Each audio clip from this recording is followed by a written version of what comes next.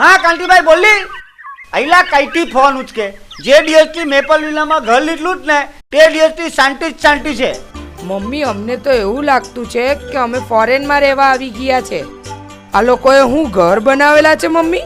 Ground floor પર hall, kitchen, bedroom ને dining એરિયાની પૂરતી જગ્યા ને પહેલા માળે 2 માસ્ટર બેડરૂમ ને મોટી બાલ્કની. બોલ અહીંનું શિવ મંદિર હો શાસ્ત્ર પર આધારિત બનાવેલું છે એટલે તું અહીંયા પૂજા કરે કે સોમનાથમાં તને હરખું જ ફોર્મ રહે.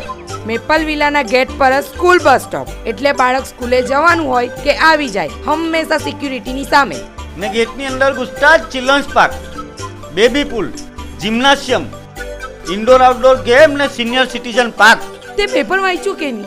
2 મહિનામાં સુરતનો આઉટર રિંગ રોડ બનવાનો એટલે સુરતના કોઈ પણ ખૂણામાંથી મેપલ વિલા ફક્ત 15 જ મિનિટ થાય. આ મેપલ વિલા છે ને એ નેધરલેન્ડના આર્કિટેક્ટે ડિઝાઇન કરેલું છે એટલે આખું વર્ષ સંપૂર્ણ હવા ઉજાસ ને એ લોકો સર્વે હો કરાવેલું છે એટલે ભૂકંપ આવે ને તો મેપલ વિલાને કઈ નહીં થાય.